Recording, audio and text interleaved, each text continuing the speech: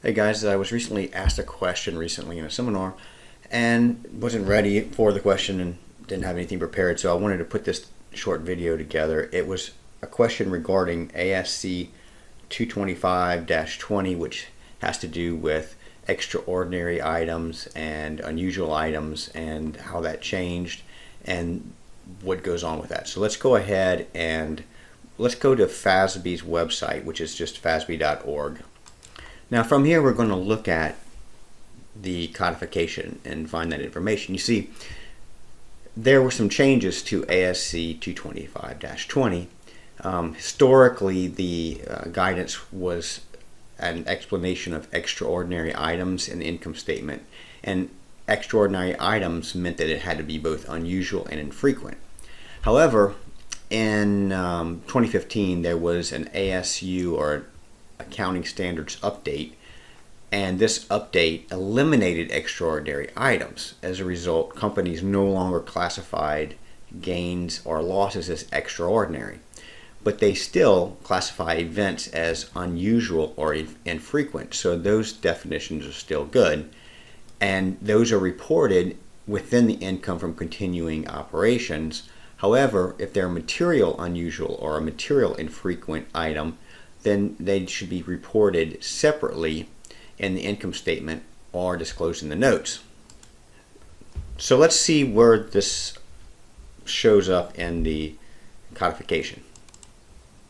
So I'll just go to the standards, open the codification, asks to show I'm not a robot.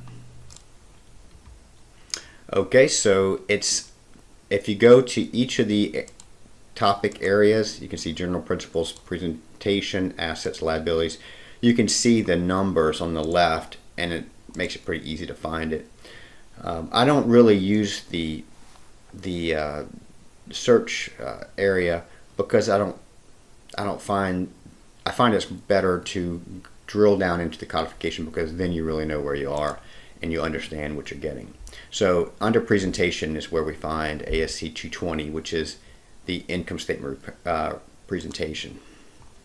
And then the question was regarding unusual and infrequently occurring items, and so I'll select that. And then there's all the different elements of that. What I like to do, everybody's different, but I like to go to show all in one page, and that way I can scroll down to all of those things. It always starts out with giving you all the different updates, but if you scroll down, but here we start with some useful information. It defines infrequency of occurrence, should be a type that would not reasonably be expected to recur, and it defines unusual nature, high degree of abnormality. If you scroll down a little bit further, other presentation matters.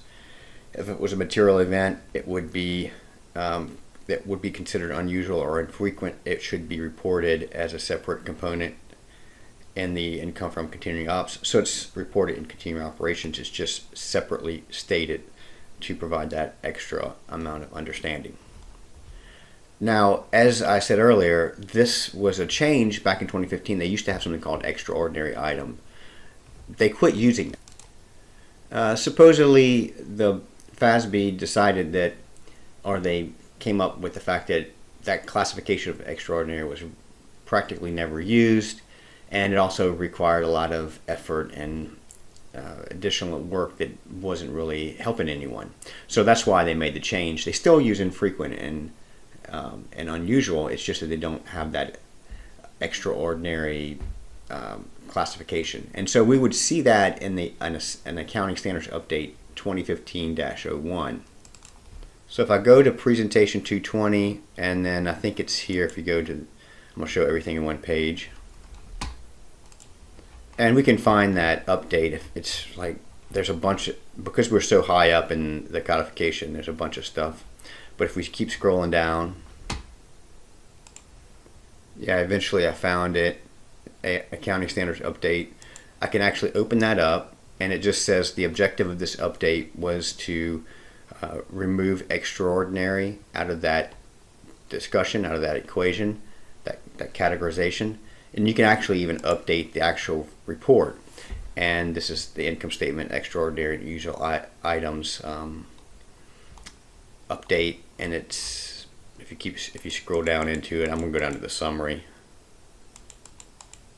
And in the summary it tells you this update eliminates from GAAP the concept of extraordinary items. And so there's a lot more in here if you were interested in what that update had to do. There's 81 pages, a lot going on with that.